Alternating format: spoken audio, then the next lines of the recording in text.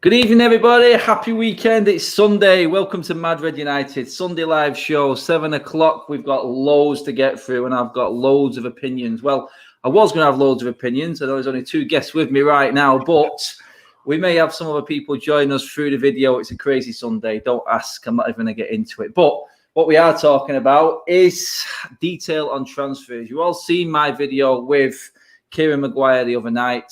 It is my third highest viewed video now on the channel. So thanks very much for tuning in and watching that one, people. It was interesting, to say the least. And it's got me thinking a lot about what's going on going forward with these transfers and how other clubs are actually looking at things. So tonight we have a special guest. You are going to have to go easy on him. He is from the other side. He's a Liverpool fan at the bottom there with me, Stro, but he is the most unbiased Liverpool fan I have ever met in my life. So we should have a good conversation. Cheers for coming on, Stro, mate. You okay, pal? Yeah, I'm good, mate. Thanks for that. It's nice to be known as the most unbiased Liverpool fan, so yeah. Yes, he does. I've done a lot of work with Stro on the Third Eye View as well. We will shout out that channel right at the end as well. I've done a few videos with Stro now. We've had some really good conversations. It is, like I always said, very interesting, and I love getting opinions from the other side, from other fans, because they see it a lot of the time with a lot more sense than what us red-tinted ones see it. I know we have our rivalries, but it's all sensible, and it is good football talk and banter. And as always, my man, my partner in crime, Tim, all the way over in Canada. Kids are dumped in the pool, mate. You ready to rock? Ready to rock, mate. Hopefully they'll bang on the door again, and we'll get another transfer through the window during this one. Yeah, so let's get into it, people. Let's get cracking on with the video. So I want to touch on it first of all, and it's good to have Joe on, a Liverpool fan, regarding this, because both clubs are interested in the same player at the moment, but for me, it just looks like there's a bigger twist to this. We're looking at now, and what I've read and what I've heard is that Ronald Koeman at Barcelona is actually in for Wijnaldum and Memphis Depay. The money being mentioned in this deal, which has got me thinking as to what deals are actually going to happen now going forward into October when the transfer window ends, because 60 million for Wijnaldum and Depay seems quite cheap for me. But I just feel like, as a United fan, I'm looking at it and I'm just totally sold on and hoping that we can get Thiago in. Now, I know this is Liverpool's signing. I still feel like it's probably going to end up being Liverpool's signing. But Thiago now, I think, and I want to get your opinion on this, Joe, actually, because I don't actually know how. I obviously know the will beaters of your team and how your fan base actually look at the likes of Salah, Firmino, Mane, and obviously the Rock at the back. But how is Wijnaldum actually seen at Liverpool? Is he a player that not many fans would actually want to leave? Is he an unsung type of hero, type of character? Or is he a player that you would happily see go if the likes of Thiago came in the other way? I mean, first and foremost, the problem is he's in the last year of his contract. And true. So that's a big problem transfer fee wise. We can't demand a 40-50 million pound fee. How Wijnaldum viewed by Liverpool fans is he's not really appreciated outside of Liverpool by rival fans, but Wijnaldum is a cult hero. I mean, look at the semi-final against Barcelona. His impact's coming on off the bench, like big goals in big games. He's strong on the ball. He's quick. And as soon as Koeman was announced as the Barcelona manager, I knew that he was going to be going in for Wijnaldum, because if you look at the Dutch national team, Wijnaldum is his go-to player. He's not saying he's a similar player to a Michael Carrick, but if you look at how, not myself, because I think he was an unbelievable player, but if you look at how rival fans viewed Michael Carrick, but how well loved Michael Carrick was loved by United fans, it's that kind of same thing, whereas he's not really appreciated by the outside fans. But I'll be gutted to see him go, but I know it's going to happen because it's Koeman. He's in the last year of his contract. He wanted a 4-year deal, which Liverpool, given the age, don't normally do. And I think it's just a case of, the problem is we've got 10 midfielders that on our ranks at the moment, which we're trying to get rid of. So that's why this Thiago deal's taking so long. I mean, is it from the Liverpool side of it? Have you heard anything in terms of obviously United? We're just looking for all different avenues in the media to try and get out some information and what we can when players are actually due or the rumoured to be coming to us. What's the noises sort of coming around the Liverpool sort of base regarding Thiago at the moment? They all still confident that this deal is going to happen? I mean, Jurgen Klopp has come out and said that he's only got around about 20 million to spend. If I'm hearing that right, that's what I've heard over the last few days. But obviously, if Wijnaldum goes, then that does completely free it up. Where is everything? Where's the landline with that one at the moment, mate? So it's a good question. I mean, like I said, so I alluded to the point. We've got the likes of Harry Wilson, which we're trying to get rid and offload for around the £20 million mark. Whether we're going to get that in this climate, we don't know. Marco Grujic, who's just come back on loan, centre midfielder, he's got good talent, but he's not up to Liverpool's standard. We're looking to get about 15 million for him. So our view was to always get rid of them two and then look at the market, because we're just overloaded with midfielders at the moment. I mean, Oxlade-Chamberlain, Fabinho, Keita, Milner, Henderson, do you know what I mean? And the list just goes on and on. With the Thiago thing, he's agreed personal terms with Liverpool. Personal terms were agreed. Now, there was a weird one because I was reading from numerous credible journalists that basically United was saying that Thiago's wage was too high. So then it was a question of, is it a case of, is he quoting us something because he really wants to move and work on the clock, which is what he said he does, and he's quoting use a higher figure just to scare you off? Do you know what I mean?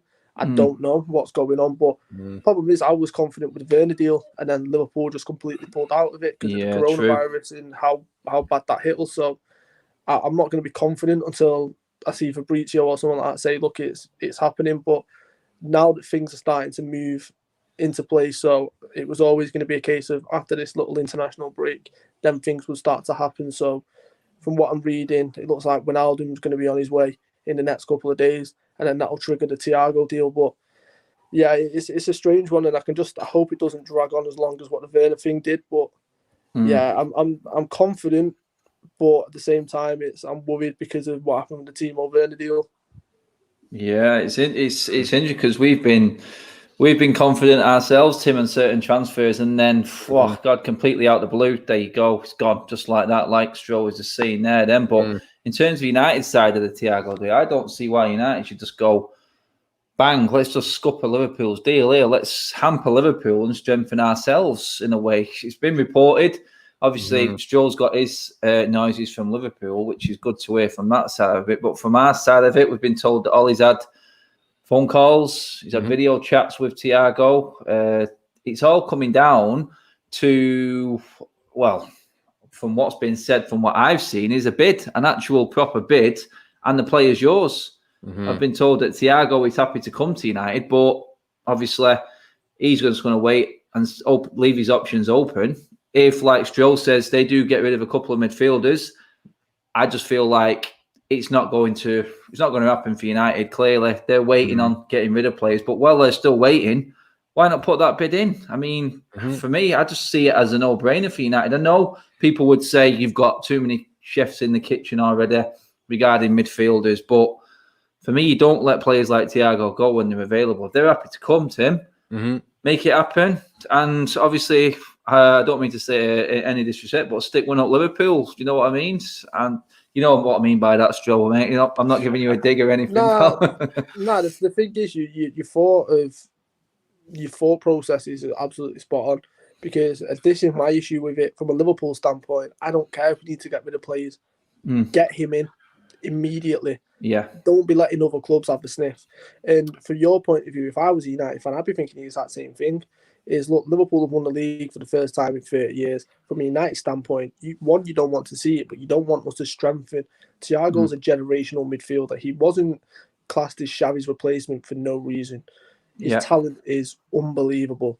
Now, if I'm Manchester United and I see Liverpool stalling, I'm thinking, look at Timo Werner. Let's go in and just really shake things up. Let's really see if we can turn Thiago's mind. So what you're saying is spot on. I think one of the issues with the reports that I was hearing with United was Thiago's wage demands, and I think it was somewhere I think 200 or 250K a week, which for me doesn't seem that far out there. I mean, when you consider Van de Beek's on what, 120, Van de Beek, and I think Bruno is on 150. So you're getting a player that just bossed a European Cup final, is only 29 years old. We know what he can do. I think from the reports that I was reading, that's what's holding up United going in with a bid. I don't think the bid is the issue. I think United are comfortable with the demands, the valuation of the player. I don't think that's the issue. I think the issue is more United settling on wage demands. And you'll know from your chat with Kieran the other day that that's a massive consideration that they take into account going forward, is how long are they going to be without fans? They're going to have these wages to cover. Has anyone heard what Liverpool's, they've agreed personal terms with them and what the wage should be on there? That's another consideration, like you were talking about, Stro.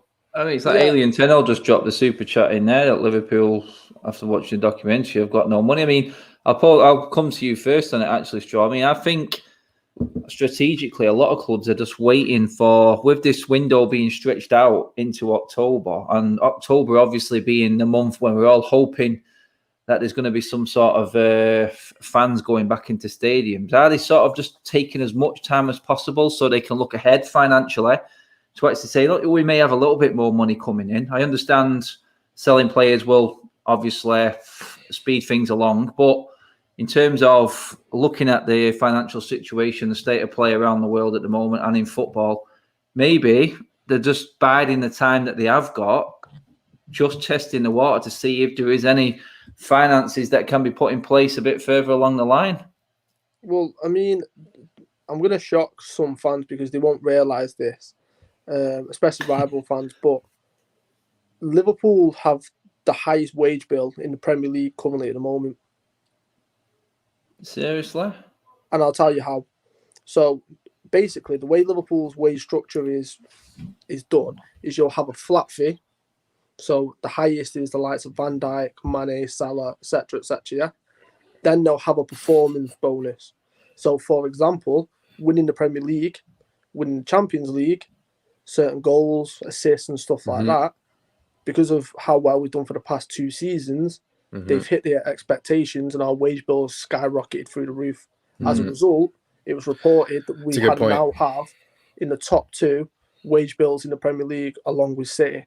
That in itself that's fine, fair enough, if we have the fans in the stadium, because what people don't realise is Liverpool have the highest earning match day revenue out of any Premier League team.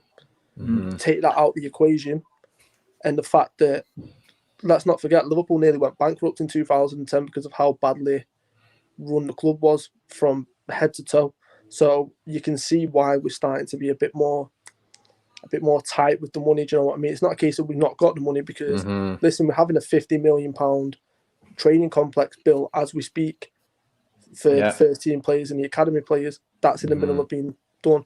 We've still got stuff to pay off with regards to Anfield Road, because we want to extend that even more. So you do, don't you? So it's frustrating from a Liverpool point of view, because I see Chelsea going out and doing big moves. I see United getting Van de Beek, which is an unbelievable signing. And I just want to say this from an outside point of view, when I'm seeing stuff, is Van de Beek a panic buy? You should not be watching football if you think that.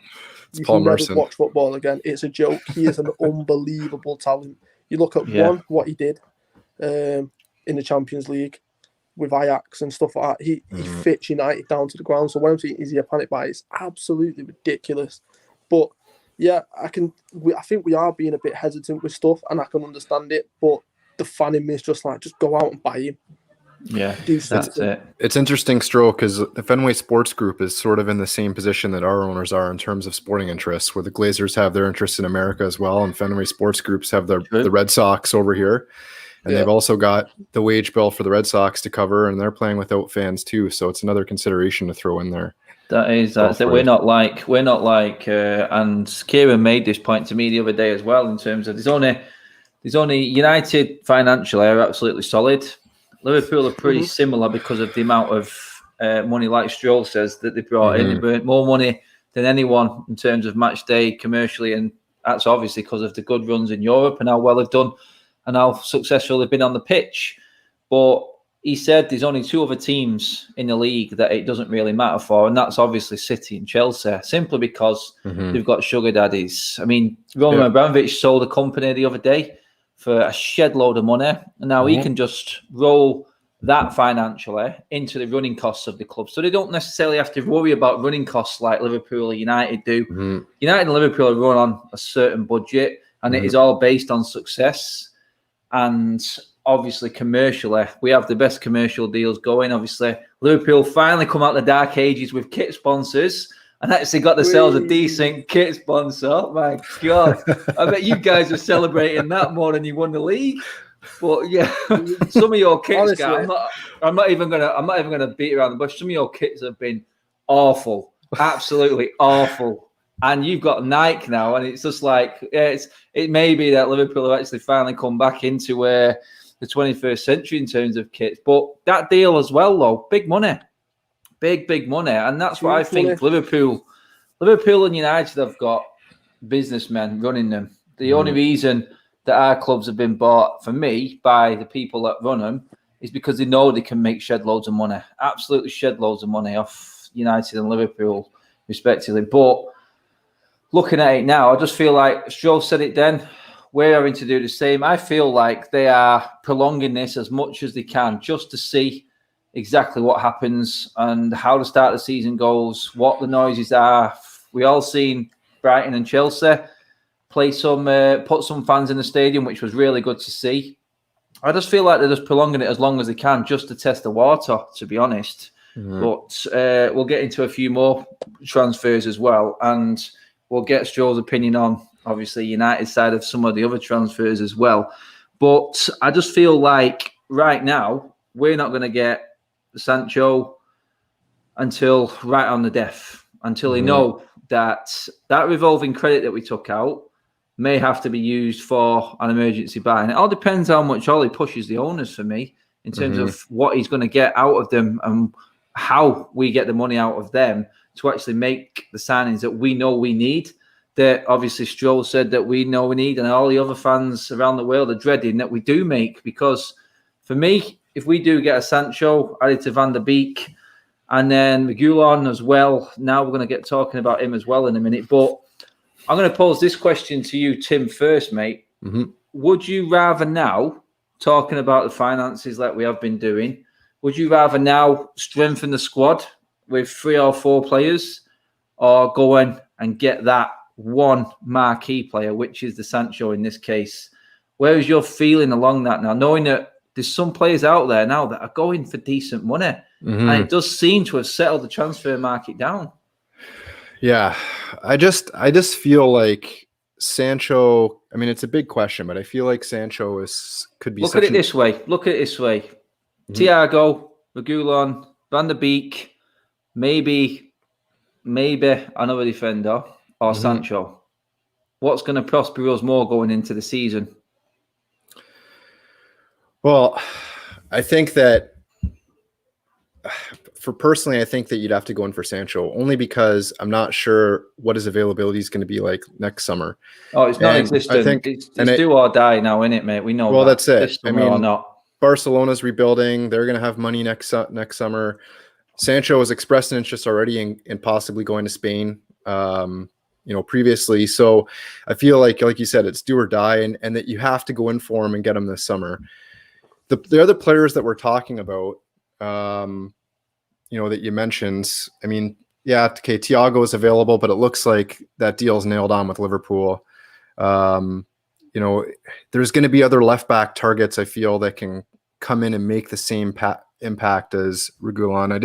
I just feel like you have to get the Sancho deal done this summer, because you've already invested so much in it, and he can be such an impactful player for us. I mean, it's a player that you can implement into that front line, and it's just incredible. Like, just so you all know, Saeed's trying to claim that this was Agent Saeed who made this Reguilon deal happen, by the way. I'm going to speak to him about this later on United Stand, but he's claiming this is all his. I'm telling you now. If you watch him on socials, he's been claiming that it's his. He's done all this, but yeah, that's it. That's all the highlights you get inside, mate. You're off. See you in a bit. But maybe this is the window that United look at it and say, look, like we didn't plan on spending this much money. However, there is some very decent buys, and There is, mate. if we can invest a little more this window, and stretch ourselves a little bit more, then maybe we should go ahead and do it, knowing that you're going to get a heavy discount, right, in this close season. So, but I would say Sancho for me. I think you got to go for Sancho. I mean, Stroke, looking at it from your side of things, I mean, we all probably went into this window with our own targets, but the way it's going at the moment and some of the deals that are going on, would you feel like clubs are being forced to actually look at players when they weren't going to be looking at them before, simply because of the market and how much of a deal that they could be? I mean, I did not expect Newcastle to go out and be as shrewd as they have done so far. For me, the signings that Newcastle have made so far pretty much keep them safe. Everton's been really good, and now Everton have bided their time, and all of a sudden they've gone bang, right, this is our time now. We've seen what everyone else is doing. It's like everyone's testing the water, Stroll, mate. And now the clubs are starting to wax on it. So I think that clubs have been forced into look when they really didn't have plans to do it in the first place. Mm-hmm. No, I agree. I think Newcastle done excellent business, and I really feel for Jamal Lewis, because when we went in for him, we bid 11.5 million with, I think, 3 million add-ons, and we were told no, 20 million. That's all we're selling him for. We then think, you know what? Given the market, we're gonna have to go out and get some Miskas, who's a good left back. He's a backup, so doesn't need to be spectacular. And then suddenly he's sold for 13.5 million, and it's like, well, wait a minute. So I do feel sorry for him, because it would have been a dream move for him. But I think Newcastle done excellent business. Callum Wilson, unbelievable, and then he's got Ryan Fraser there, so them two can help bed each other in. I think Everton, for the first time in my lifetime, look like they're actually mean business now that they've got Carlo Ancelotti, who's a world class manager. They're starting to come out of the shadows now. Decore, Premier League experience, excellent signing, and I really think Ancelotti will get the best out of him. We've played Napoli in the past 2 group stages, in the past 2 seasons, and Alan's been a standout every time that we've played him. He can do everything. He can tackle. He's got a bit of bite in him, a bit of nasty, and they need that in a derby, especially when they come to Anfield, because whenever they come to Anfield, they just seem to absolutely wet the bed in. Non-existent. You got that right, mate. Yeah. And then James Rodriguez is another one. He's not Premier League proven, but we all know how good he can be. You're not a Real Madrid player for no reason. Do you know what I mean? So that's excellent business. For me, the problem Manchester United have got is, you both touched upon it. If you don't go out and get him this summer and he stays at Dortmund, Liverpool then go in for him, because there could be a point where Mane or Salah move on. He's a perfect replacement, and then we've got the money. PSG will go in for him. Real Madrid and Barcelona will go in for him, and then it's a case of whoever he decides. And the problem is, when you've got teams like that going in for him, it's using now the only team at the party. Just go and get it done. It doesn't matter what you have to do, because from a Liverpool point of view, I don't want Sancho going anywhere near United. One, he gives you balance, which you've not had. He gives you an actual attacking threat on the right-hand side. I mean, if you look at Wan-Bissaka, unbelievable defender. And I don't understand the disrespect that he gets. And even from a Liverpool standpoint, I think he's an excellent defender, but stop comparing the two. Stop comparing Trent and Wan-Bissaka. They're 2 completely different fullbacks in 2 completely different systems, and it's unfair to compare the both. The Trent can't defend like Wan-Bissaka, agreed, and Wan-Bissaka can't go forward like Trent. Let's just enjoy them both. True. That's exactly it. If you get Sancho, he doesn't need to do that. He doesn't need to go forward. He just needs to do what his job is. And that gives you phenomenal balance. And then you look at that midfield 3 with Bruno Fernandes, Pogba and Van der Beek. Name me a midfield. Like, I'm not being funny. I don't want to see that midfield 3 come into Anfield, because that will be a tough game. And then if you get Reguilon, which we're going to touch on in a minute, is I watch a lot of Spanish football. This kid's got some serious talent, and he will push Luke Shaw. And then that's the other thing. You've got Brandon Williams, Luke Shaw, and Finger fighting out for a place. That's not bad for anyone. That's good competition. That's what you need. And one thing I will say is, I am critical of Ollie and his in-game management, but the buys that he's got are absolutely spot on, and they are taking United back. That's a fair right assessment. Direction. I think we've all, I think United fans have all been in unison when we've said that, you know what, like you said then, Stowe, we've questioned his in-game, his substitutions, him trusting his second string to actually give the actual first team, which is strong, a rest when we need it. But talking about, you mentioned Reguilon there, And shout out to Aaron there. He's just jumped in the room with us. Aaron, Mr. What's up, Aaron? United. So I'm looking at this now. I'm also looking at, and I'm sure Stroll, you'll agree on this one, that when the signing is made, a lot of other different elements are taken into consideration with it. And I'm just looking at the Reguilon now. Let's move into Reguilon, because you could even add Thiago to this. But we all know for a fact, David De Gea, when he lost his mate, and the Herrera, his attitude, he wasn't completely there. And I remember saying this outside Wolves. Our kid was with me. He said exactly the same. He actually said it first, our kid. He said, when the noises were coming out about Herrera leaving, David De Gea just went to pot. He just went completely to pot. I know some players are softer than others. And you know what? We're not all the same. We all look at things and handle things differently. But when the transfer is coming in now, I look at Reguilon, and we've all seen the social media snaps. I'm sure you have as well. Literally just on the last international break, De Gea's there in the changing room with Reguilon. And you know what? He's got a really good rapport and relationship with Thiago as well. You've got to look at things like this and in fitting in. You could even bring this into Sancho.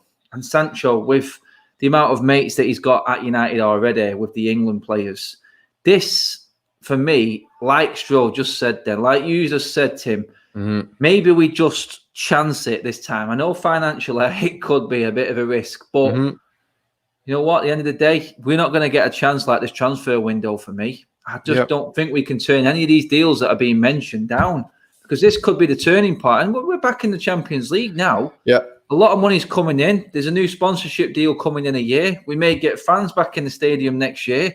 You know, there's a lot going for United at the moment. And I just feel like, are they going to commit? But the point of what I get at, and I'll get your opinions, and I'll come to you first, Tim, is that package transfer. When you've got players at the club they know they get on well with, that maybe are going to make the player that we've already got even better than what he already is. I mean, we've seen what Bruno did, and you know what? He's got no links to United with any other players that I know of. But the other two and the players that I mentioned coming into United at the moment, they all look like no-brainers, mate. Yeah, absolutely. They look like players that would just come in and fit in as well. Exactly. Like you touched on. And look, if that's just a byproduct of the move that Reguilon comes in and helps stabilize De Gea, then it's a bonus for us. We know that Sancho gets on with, obviously, in the England squad. We see him, same thing on social media with Marcus Rashford. And, you know, that can start internal rivalry in the club between those two and you know, bump Rashford's game up even a little bit more, right? That's the kind of thing that you want. And pushing for places, right? Luke Shaw strikes me, I mean, with what he's been through with the injury and then Mourinho slating him in public, he's got the character to really fight for his place. So that's going to, you know, that competition is going to push him up as well. Brandon Williams, all of a sudden, maybe he switches over to the right-hand side where he played for the U23s. I think he was deployed on the right, if I'm not mistaken. And, you know, maybe that challenges Wan-Bissaka a little bit more too. So the sort of effect that it has on your squad when you bring in the right personnel.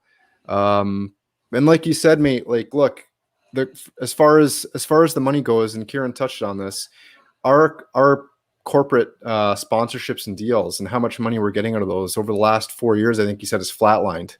So it's been around 274 million, and it really hasn't risen past that point, where I think back like years prior, we were way above that. So the kick-on effect from bringing in players and challenging for things and staying in the Champions League and getting to cup finals and winning trophies is that you're going to get that money back.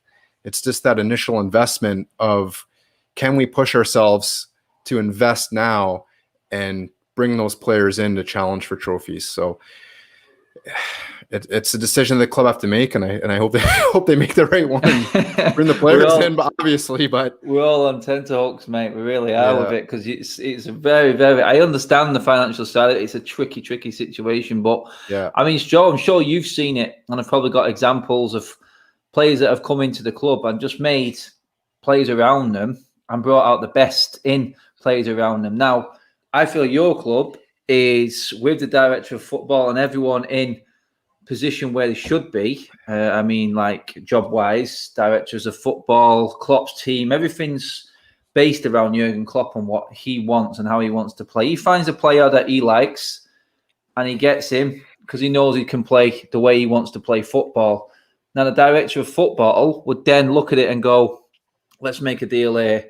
Whereas if this doesn't work out, then you know what? We've got a sell on.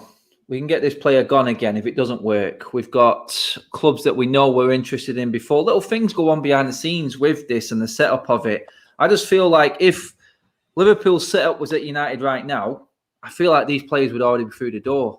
Yeah. I really do, because the director of football would look into this. He would speak to his people and go, this player here, the relationship between these two, maybe it be club country, they both go away and they play totally different football when they're with the country. Maybe if we bring him in, this could benefit this player. This could benefit the system. I mean, you've probably seen it more than what we have, simply because of the structure that you've got in terms of transfers. Now you recruit players, because you brought in Mo Salah, who for me, sort of didn't flick an eyelid when he first got purchased by Liverpool, but he could be the perfect Klopp player that nobody knew about. But that was only found out simply because of the scouting system that was put in place and how he plays his football. Well, it's funny you say that, because Salah wasn't actually Klopp's first choice. It was Leon Bailey.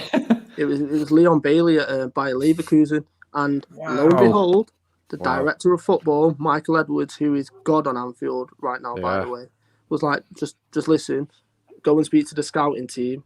We've got another 2 players you need to look at, and Mo Salah was one of them. And it was actually after a conversation between Michael Edwards and Klopp, which when they turned around and went, no, let's go and get Salah.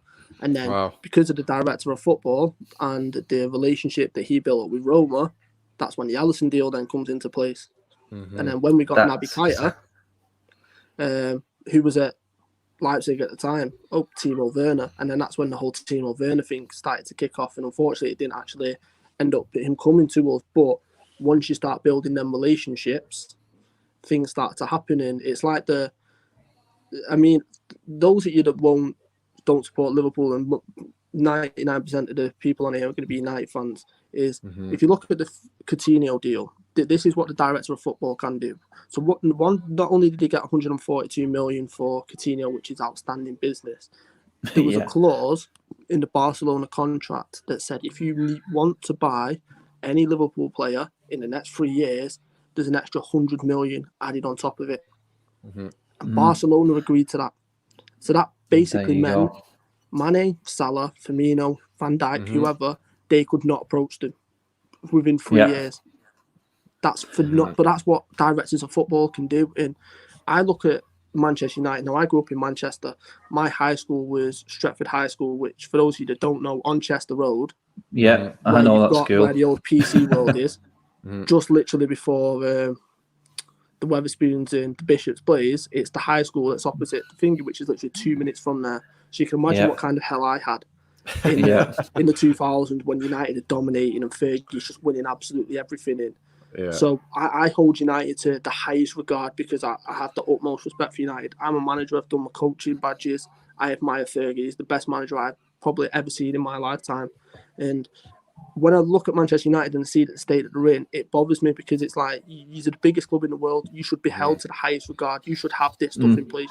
You should have the best director of football in place. You should have the best manager in place. You should have the best personnel and the best players in place. You're going through a stage which we went through when we lost our identity. And you look at Liverpool now with how the club's structured and ran through Klopp, and it's his identity, and it's his identity all the way through. That's exactly what Fergie did. From the youth system all the way through, it bled Fergie, and you've gone away from that for some strange reason. And listen, I know Woodward gets a lot of stick, but he gets a lot of stick because of stuff like this. The Sancho deal is the prime example. You are the only team at the party. You are in a perfect position as Manchester United to capitalise on a market which no one else is capitalising on. Just go out and do it. Interesting point there from Mick. He says there, is it all simply because they don't want a director of football, because a director of football would want to run more of the show, which we know the Glazers do not like. That's a problem, Tim. It's great having one in there, but would he be able to do a director of football job with the owners we've got? If you have the right director of football, I think he would. I think that you hear the reports coming out over the last little while how Ole's like he's calling players directly. He's pushing Woodward on some of these transfers. Yeah. There's a massive hole in terms of how we get these deals done, with Woodward being the one going to the Glazers. There's no intermediary between the manager and Woodward and the owners. And that's the round peg where your director of football comes in and helps with the recruiting, helps with getting these deals structured, listens to the manager, helps the manager incorporate the players, bring the players in, incorporate it into a system that they want to play. It's totally what's missing here. And, it's not Ole's job to go to Woodward and push him on the transfers. That's your director of football. Also go to the owners and talk to Joel Glazer in Florida and say, listen, have we thought about structuring the deal this way? This is how much funds we're going to need. I've spoken to Dorman or whoever, and Woodward, for me, it should just be signing the checks. He's a banker. Yeah. The board signs the checks, and your director of football, like Stroh has touched on. I mean, Rogers was gone because he didn't want to work with a director of football, right? And that's why, you bring in the right manager to work with your director of football, which we have. Ole has said that he'll work with a director of football. That's really the one square piece or the round piece that's missing for me in all this. Yeah, that's it. But you're still going to have that ultimate fear that he won't be able to do the full job that he wants. And maybe Ollie's in there because he isn't going to kick up a stink, and they feel like, you know what, the progress we're making and this sort of environment now may even suit our club. You know what? It's a strange thing to say, I know, but it may suit our club because we know not many, well, apart from Chelsea, are going to be able to get or improve more than what they was last season. We all know why Chelsea are, because they had a lot of money spare, and Abramovich hasn't spent anything for 2 years as such. So the players he sold, they could buy and buy and buy. And you know what? It looks like they've bought well. We will see. The proof is in the pudding with Chelsea, because he's got to find a way of keeping all them players happy yet. He's got an awful lot of players there, Lampard, and he's not used to it. So let's not get too carried away with Chelsea just yet. As good as it looks on paper, I mean, United have done it before when we've had plenty of decent players. I mean, I thought the season when Juan Sebastian Veron came in, we was just going to be untouchable.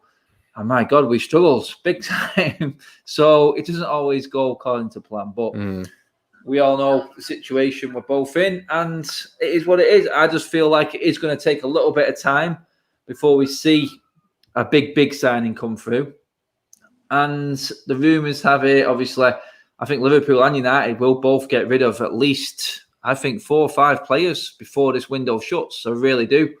And I think that's when it's going to really hit the fan and it's going to get a bit crazy. In them last 2 weeks, I do feel like this window is going to really hot up. And if, say, Liverpool don't get off to a good start in the season, I just feel like that may push them a little bit more into going into the transfer market, because I just feel it's just one of them right now. Liverpool haven't really strengthened. As good as that first team is, 2 or 3 injuries like United, and we're in trouble. And so are Liverpool, in my opinion, especially with key players. But that's all the nitty-gritty out of the way. I'm just going to finish up tonight with a bit of a upbeat. Well, it's not so much upbeat, but I'm just intrigued, actually, with all the transfer stuff going on. I want to know, and Tim, I'm coming to you first on this one. Everyone else in the comments section, which is pretty much nearly 500 of, thanks very much. Do share the video, get more people involved, guys. But I want to know, Tim, over your time as a Manchester United fan, give me your most excited you've been for a transfer player coming in, and then your most underwhelmed transfer. Like, what is the point sort of transfer? So now this is going to be really interesting, because I was stuck between 2 myself, but just give me your most excited one first, mate. I am putting you on the spot, so you're gonna have to. It's okay, mate. You're gonna have to go with it. Well, okay. I think for my most excited, I'm gonna go with. Mitch said it. Percy.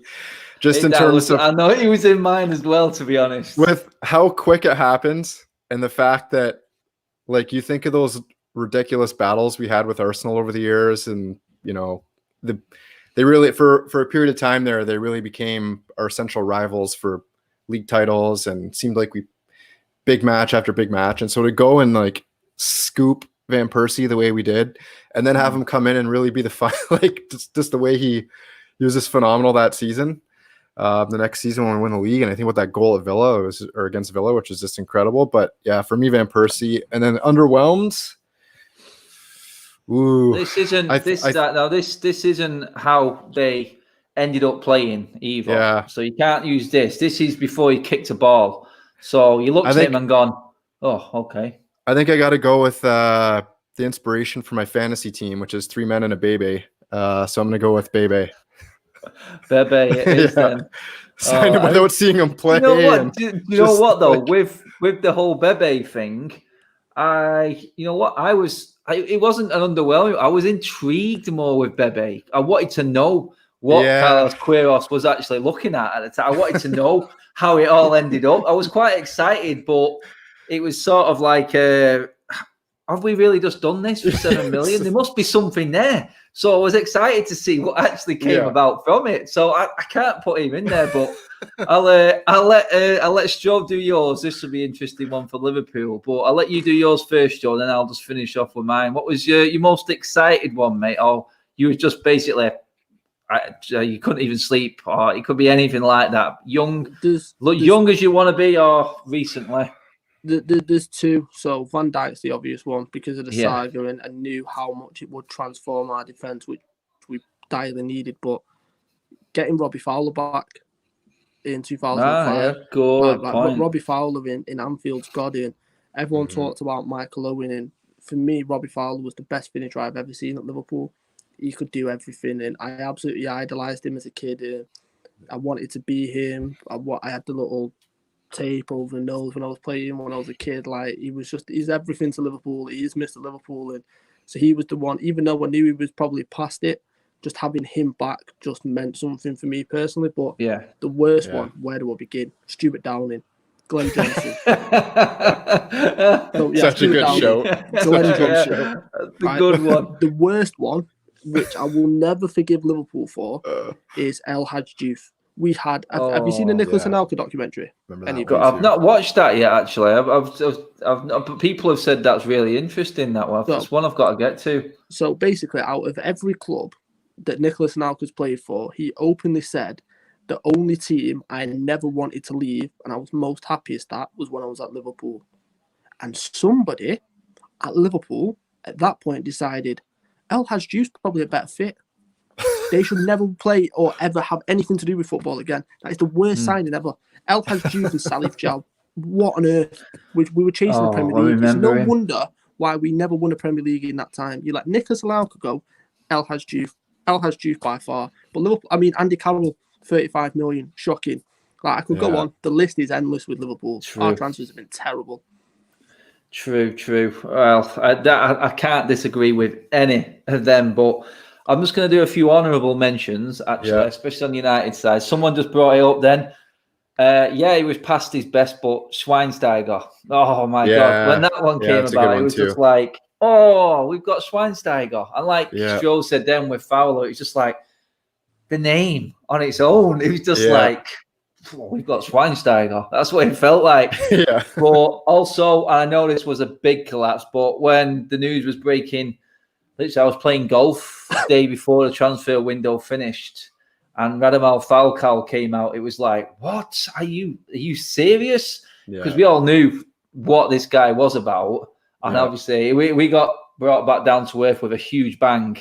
But the excitement of knowing he was coming in, oh, man, that was just like off the scale. And I was just like, I can't believe this is actually happening. The same summer we got in Angel Di Maria, and that's enough said about them too. But my actual ones, I was stuck. I was really stuck.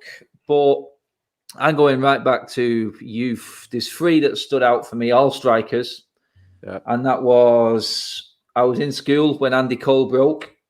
And this was a day without social media. But a few other people have mentioned Andy Cole. But I was old enough to remember this day when it actually, I was like, are you serious? And then Kevin Keegan, you'll all remember shouting with the fans outside St. James's Park. He says, and his words were, we've done good business for the club and we've signed a great player along here with Keith Gillespie coming the other way. I was just like, what are you on about, Kevin? I was just like, I was jumping up and down. I was like, how has he let this happen? But Van Persie definitely comes into it. And I was on holiday and I was looking at the newspaper one game and United had a Champions League qualifier and we were playing it. And me and my mate went to watch it. And then I didn't know until the sign was held up in the stands by the young lad. You'll remember it. Please sign Wayne Rooney. And I was like, I looked at my mate. I went, what's that idiot? And then the commentator literally said, and obviously today we're hearing that Manchester United have made a bid for Wayne Rooney. I just went, what? What? We're going for Rooney? I said, this was a time when United was run properly, and I knew our budget was run. But we went into our next season's budget to go and buy Wayne Rooney. I remember it. Just because I was drinking, I was sunbathing, I was in a bar. I think that's probably the most exciting. You could probably say it was a few elements altogether, but that was one I was just like, I will never forget that one. And that was just like, wow. Cannot believe we're actually going for Wayne Rooney. But like you said, boys, going back then, we have seen some absolute quality in the players that you mentioned. And Stroh, you mentioned Fowler then. I hated Michael Owen. But my God, I was scared to death of Robbie Fowler. Yeah. That guy was the best finisher I've seen outside of one of the United players in a while. He was frightening, that guy. He was frighteningly good. Yeah, and I don't know. I think Michael Owen took a little bit of the limelight away, looking at it from the outside. But there was only one striker at Liverpool for me in my early years that I feared. And you know what? How Robbie Fowler, that quality of player, didn't win anything or as much as he should have, just shows how strong Manchester United were back in the day. Yeah, because there was some good players at Liverpool, but they just didn't get near United. Because we weren't run properly, and this exactly is that. And this is the point which I was coming to before: is you look at us back then, we lacked an identity. Yeah, we were constantly in your shadow, and we were always trying to do what you were doing. Yeah. And it just feels like roles are reversed slightly, where now don't really have an identity. Yeah, this is what it looks like from the outside point of view, which is frustrating. I say this as a Liverpool fan; it's frustrating for me because I want the Liverpool United head-to-head. I want that because I live in Manchester and I've not seen us go head-to-head properly for a title apart from 08-09, and that was everything. Like every game meant something, whereas now when we play you, it's like it doesn't really mean much, and I'm hoping that it goes back to that because that's what football's for, is for the rivalries. And listen, obviously I'm friends with you, I'm good friends with Saeed, JB, like you proper United fans, you know what I mean? And I can't wait for that banter, and I want you to get back to your peak of your powers. But one thing I will say is, one of the worst signings I think United have ever made, which I found hilarious, was Obertan. Yeah, that's a good show. Yeah, I know what you mean. I know, he was just like, I said to my mate, I said, he's quick. He says, is it? I went, but that was the summer we sold Ronaldo, right? Yeah. Sold Ronaldo and replaced him. I didn't bring in I didn't actually mention my underwhelmed signing, but people will be surprised at this one. I think it was because of, like Tim just mentioned it then, and it reminded me, Antonio Valencia, because this was the guy replacing Ronaldo. And you know what? The come down from Ronaldo to Valencia, it wasn't Valencia because he was a really good servant, and I'm not slagging him off for what he did for the club.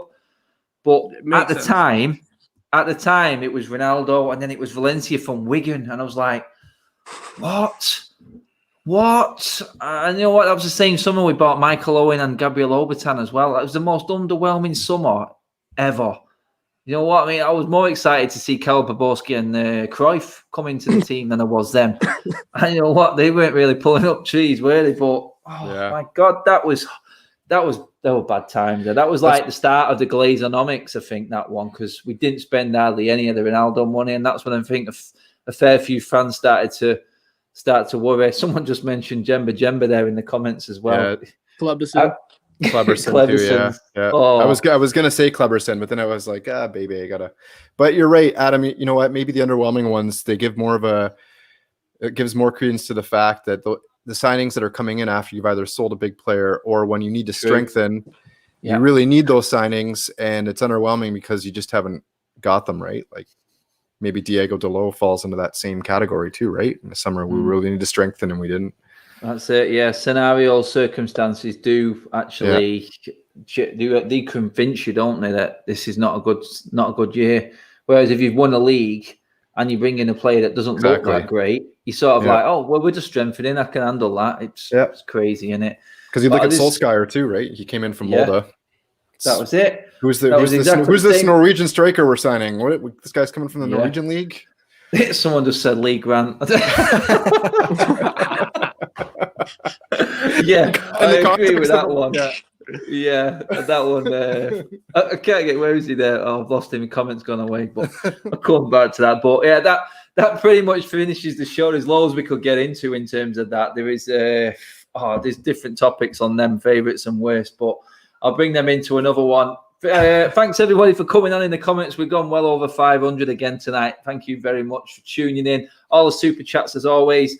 Just going to give a quick shout out to my guest, Tim. Thanks for coming on again, buddy. As always, just give the people a shout out to your socials and where they can contact you, mate. Sure, mate. Niagara Red personal account and Niagara MUFC is the account for the supporters club over here. Brilliant stuff. And Stro, just give the people a shout out to you and where they can catch you on your socials, buddy. Yeah, so Instagram, Mr. Bloodstro. Twitter is Ryan Wayman AWF and the Alicia Wayman Foundation. So my little sister passed away due to mental health, so we're now run a charity foundation in aid of mental health. So if you are struggling, hit me up on there. And nice one, doing mate. Plenty of charity games, which I'm hoping to have a few of the lads involved. And then from a third eye view, every Monday 7 till 9, me, JV and Flawless. Obviously you've seen yourself on there last week, so make sure you go and watch that on Pi Radio. And tomorrow we've got Mr. Aaron United on as well. So from a third eye view, 7 till 9. Nice. Do check it out, guys. It is a really good show. And obviously, it's in my socials as well. I've retweeted everything that them guys have been doing, everything I've done with them. But there is really good show. Great content as always. Boys, thanks very much for coming on. Enjoy the rest of your week. God knows what we'll be talking about next weekend. Signings. Someone might have signed someone, hopefully. But time will tell. Time will tell, people. You catch me on the United Stand at 8 o'clock with Flex, Said, and my man Ricky. Let's see what Ricky's going on about this week. Should be fun. But I will see you there. Thanks for tuning in, everybody. Take care. Bye-bye.